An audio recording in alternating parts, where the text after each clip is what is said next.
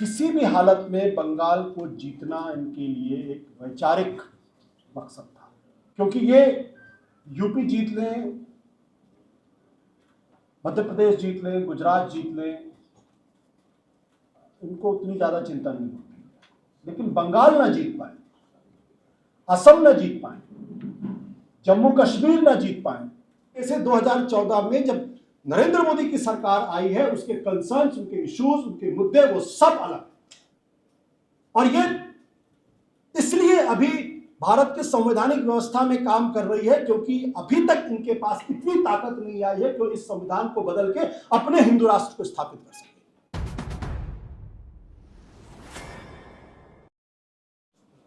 ये जो हिंदुत्व का जो प्रोजेक्ट है, इस प्रोजेक्ट का एक ऐतिहासिक माइलस्टोन है, और किसी भी हालत में बंगाल को जीतना इनके लिए एक वैचारिक मकसद था। बहुत सारे लोग ये कह रहे हैं कि दरअसल ये एक इलेक्टोरल विक्ट्री है। मैं कहता हूँ इलेक्टोरल विक्ट्री तो है ही, लेकिन उसके साथ साथ ये एक आइडियोलॉजिकल विक्ट्री है,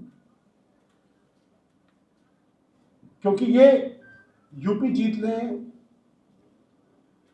मध्य प्रदेश जीत लें, गुजरात जीत लें, इनको उतनी ज़्यादा चिंता नहीं होती, लेकिन बंगाल ना जीत पाए, असम ना जीत पाए, जम्मू कश्मीर ना जीत पाए और नॉर्थ ईस्ट के स्टेट्स ना जीत पाए, तो इनके दिल में हमेशा एक शूल की तरीके से चिपका रहता है। क्यों? इसलिए क्योंकि जो इनकी विचारधारा का जो मूल मंत्र है, जो मूल तत्व है, जो फंडामेंटल जो एलिमेंट है, जिसके बगैर इस वैचारिकी के बारे में हम उसका ना तो अध्ययन कर सकते हैं, ना इसके स्वरूप को समझ सकते हैं, और ना ही इसके खतरे को समझ सकते हैं। और ये वैचारिकी एग्जिस्ट भी नहीं करेगी अगर इसका ये मूल तत्व नहीं होगा। वो मूल तत्व दरअसल है मुसलमानों का विरोध, ईसाइयों का विरोध, और विरोध नहीं, नफरत। ये अकारण नहीं है कि भारतीय जनता पार्टी या आरएसएस का कोई भी आदमी 3 सेंटेंस बिना मुसलमान, बिना ईसाई के का नाम लिए पूरा करे। यह कारण नहीं, ये उनका मूल स्वभाव, मूल तत्व है। और यह भी कारण नहीं है, हालांकि उसको उन्होंने अब किताब से बाहर कर दिया है, कि बंच ऑफ थॉट में गोलवलकर लिखते कि हिंदुस्तान के 3 दुश्मन, मुसलमान, ईसाई और कम्युनिस्ट, तीन दुश्मन। अब कहते हैं उसको हमने अपनी किताब से बाहर कर दिया है। नेहरू जी की किताब का लिखा हुआ एक वाक्य भी आज तक विड्रॉ नहीं हुआ है। गांधी जी की लिखी हुई इबारतों में से एक शब्द विड्रॉ नहीं हुआ है। आपको अपनी किताब से विड्रॉ करना पड़ रहा है, यही अपने आप में। और उसमें भी जब गोलवलकर अपनी किताब के अंदर झांकते हैं और लिखते हैं, तब वो कहते हैं कि देखिए, जम्मू कश्मीर तो हमारे हाथ से लगभग चला गया है, आधा असम भी चला गया है,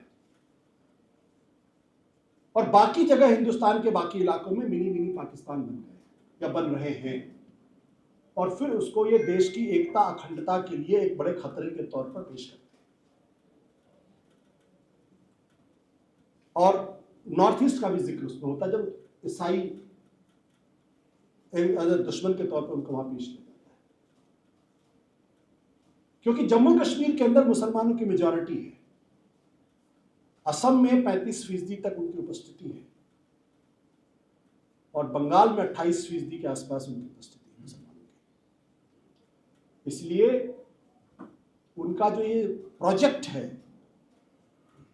जो भी कह लीजिए उसको, एक सिविलाइजेशनल प्रोजेक्ट है, उसमें 4 वो किले हैं जिनको फतह किए बगैर इनका हिंदुत्व का प्रोजेक्ट पूरा ही नहीं हो सकता।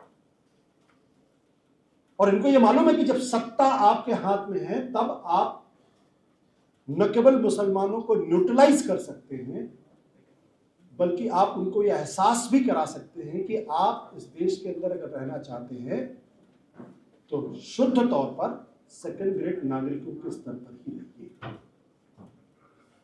और उस संदर्भ में जब मैं कह रहा हूं कि जब मैं चुनाव के दौरान बहुत सारे लोगों के साथ ये कह रहा था कि दरअसल ये चुनाव इस देश की राजनीति में एक प्रयोगशाला के तौर पर बंगाल का इस्तेमाल किया, एक प्रयोगशाला, इट्स अ लेबोरेटरी, और अगर इस प्रयोग में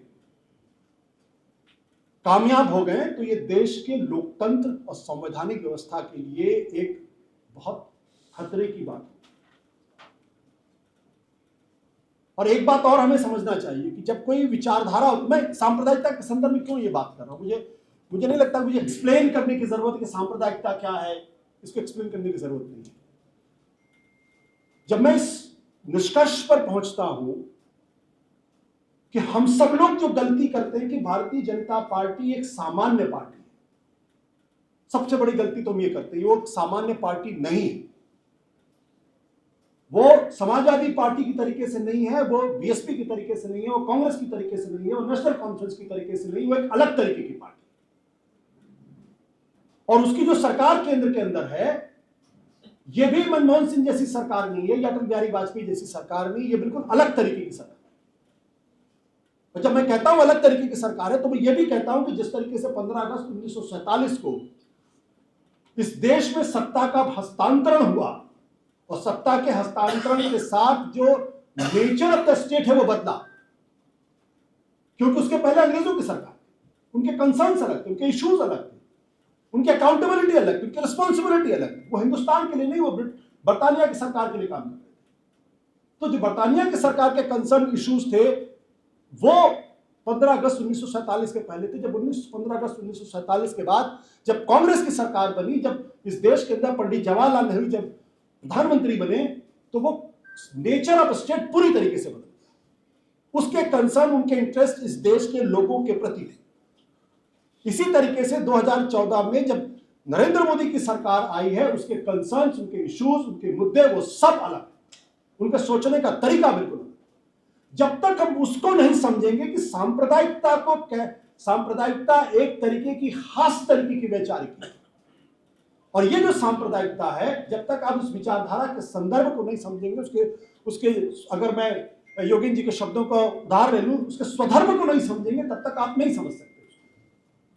तो जो 15 अगस्त जो 2014 को जब सरकार आई, वो सिर्फ सत्ता का सामान्य हस्तांतरण नहीं था कि जैसे आपने देखा कि मोरारजी देसाई से इंदिरा गांधी को सत्ता का हस्तांतरण हुआ, या इंदिरा गांधी से मोरारजी देसाई को सत्ता का हस्तांतरण हुआ, या फिर अटल बिहारी वाजपेयी से मनमोहन सिंह को सत्ता का हस्तांतरण हुआ। वो फिर उस तरीके का नहीं था, क्योंकि वो जो सत्ता का हस्तांतरण था वो भारत के संविधान की 4 दीवारों के बीच में था।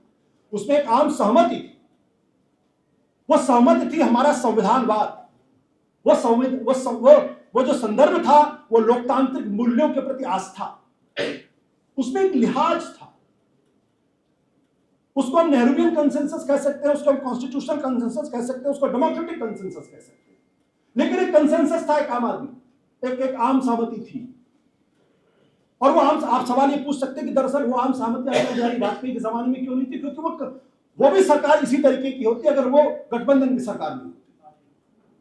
चूंकि वो गठबंधन की सरकार, इसलिए मजबूरी थी कि आप उस सहमति को माने। और दूसरी बात, ये वो सरकार थी जो दरअसल हिंदुस्तान के संविधान और डेमोक्रेटिक सेटअप में अपने लिए लेजिटिमेसी चाहती, क्योंकि विचारधारा तब तक लोगों के बीच में स्वीकार नहीं होगी जब तक उसके प्रति जब तक वो लोगों से उसकी लेजिटिमेसी ना मिले।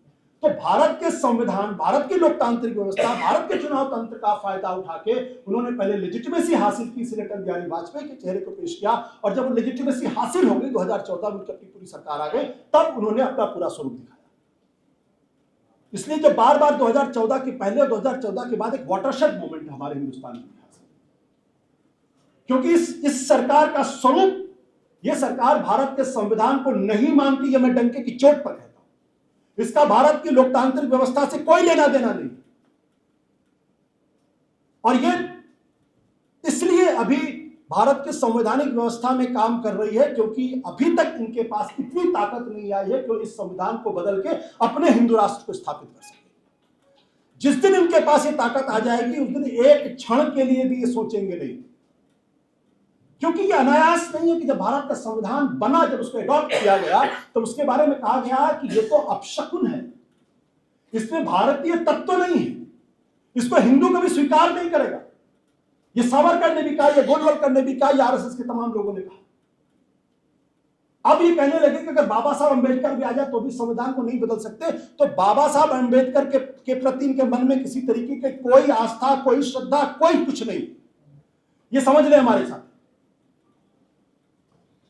लोग भूल गए कि जब हिंदू कोड बिल आ रहा था और बाबा साहब अंबेडकर जब उसके सबसे बड़े आर्किटेक्ट थे, तो बाबा साहब अंबेडकर के बारे में क्या क्या नहीं कहा गया, क्या क्या गालियां नहीं दी गई।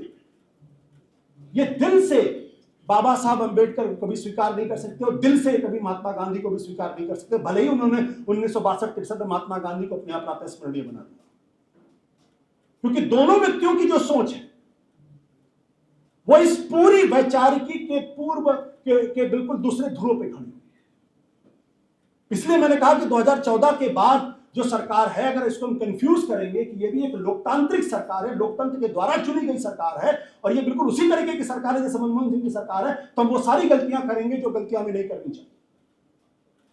और विचारधारा की एक बड़ी बड़ी खासियत होती है। इसलिए मैं कहा कि इंडिया 2014 के बाद जो मैं इसको डिफाइन करता हूं, मैं डिफाइन करता हूं it's a March of an ideological state, कि हम अभी पूरी तरीके से किसी आइडियोलॉजिकल स्टेट का सामना नहीं कर रहे हैं, जैसे लोगों ने सोवियत यूनियन में देखा, जैसे चीन में देखा, या जैसे ईरान में देख रहे हैं, जैसे हम इजराइल के अंदर देख रहे हैं।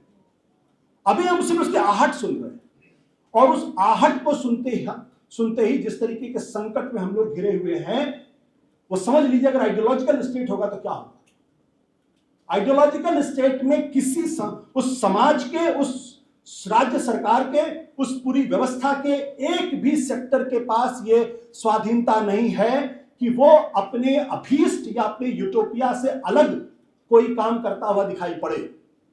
अगर वो उसमें भागीदार नहीं है, अगर वो पार्टिसिपेट नहीं कर रहा in the construction of that utopia, and इनका यूटोपिया इज अ हिंदू राष्ट्र, anybody and everybody who's opposed to that idea, who differs with that idea, who does not participate in the construction of that idea, has no other reason to exist in that system. Either he will be annihilated or he will be marginalized. तो जो लोग हम सोचते हैं कि media स्वतंत्र होगा, media सवाल ही नहीं उठता स्वतंत्र होगा, जुडिशरी स्वतंत्र होगी सवाल ही नहीं उठता, कैग होगा सवाल ही नहीं उठता। कोई भी इस व्यवस्था के अंदर जो भी आदमी हिंदू राष्ट्र बनाने की दिशा में काम नहीं करेगा या उसमें हिस्सा नहीं लेगा, वो या तो सिस्टम से बाहर कर दिया जाएगा या फिर वो मार्जिनलाइज हो जाएगा। तो जो कुछ भी स्वरूप हम आज इस वक्त देख रहे हैं संस्थाओं का, उस पर हमें हैरानी होती है। और ये जो विचारधारा की खासियत होती है, वो अपने यूटोपिया को पाने के लिए 365 दिन 24 घंटे वॉर मोड में होती है। वो हमेशा युद्ध लड़ती रहती है, वो युद्ध के मोड में रहती है। हमको लगता है कि हम तो एक चुनाव लड़ रहे हैं, वो हम चुनाव लड़ रहे हैं, वो युद्ध लड़ रहे हैं। क्योंकि यह अनायास नहीं है कि जब वो हिस्ट्री की परिभाषा करते हैं तो हिस्ट्री के बारे में वो कहते हैं कि 1200 साल से हम एक अनवरत युद्ध में फंसे हुए हैं और ये युद्ध हिंदू हारते हुए अफोर्ड नहीं कर सकता। Come what may he has to win. और हिटलर ने जो बात अपनी किताब में लिखी थी इंटरनल एनिमीज को देखिए, जो बात गोलवलकर ने भी अपनी किताब में इंटरनल एनिमीज के बारे में बातचीत की है, उसको थोड़ा सा परिष्कार करके मोहन भागवत कहते हैं कि ये इंटरनल वीकनेसेस है। वो वीकनेस शब्द का मतलब आप भी जानते हैं, एंड इस वीकनेस को हमें दूर करना है। वो जो वीकनेस दूर करना है वो मॉब लिंचिंग है। नाम नहीं ले रहे हैं, लेकिन थोड़े समझदार हो गए। अब वो चूंकि 3 बार इनके ऊपर वो प्रतिबंध लग चुका है। जब कोई भी संगठन प्रतिबंधित होता है तो वो जो लिविंग टेक्स्ट होता है वो नहीं छोड़ता। आप कोई भी अंडरग्राउंड संगठन के बारे में आप देख लो, कभी लिविंग टेक्स्ट छोड़ेगा। जो पड़ा हुआ है वो पड़ा हुआ, बाकी अब उसको भी वो कहीं विड्रॉ करने के फॉर्म में। तो कंटिन्यूअसली वॉर मोड में रहता है। ये जो सांप्रदायिकता, आप सुन के हैरान आप हो गए होंगे जब आपने शुभेंदु अधिकारी को सुना पोलिंग बूथ के सामने, अरे हिंदू खतरे में, हिंदू सब सामने आओ, हिंदू सब सामने आओ, हिंदू सब सामने आओ। कोई और वक्त होता तो शुभेंदु अधिकारी के वोटिंग राइट सीज कर लिए गए थे और 6 साल तक चुनाव नहीं लड़ सकते। लेकिन हमारे जो महान सीईसी साहब हैं, जब कोई मोदी जी को टेररिस्ट कहता है तो उस पर नोटिस भेज देते हैं। जब कोई वहां खुलेआम धर्म के आधार पर वोट मांगता है, नफरत फैलाता है, तो यहाँ उनको ध्यान नहीं पड़ता। तो अगर आप ये सोच रहे हैं कि आज के जमाने में सीसी या इलेक्शन कमीशन आजाद है ना, वो उसी कर्म में जुटे हुए, उनको हिंदू राष्ट्र दिखाई पड़ रहा, और वो हिंदू राष्ट्र को ही बनाने की दिशा में। और वो हिंदू राष्ट्र कब आएगा?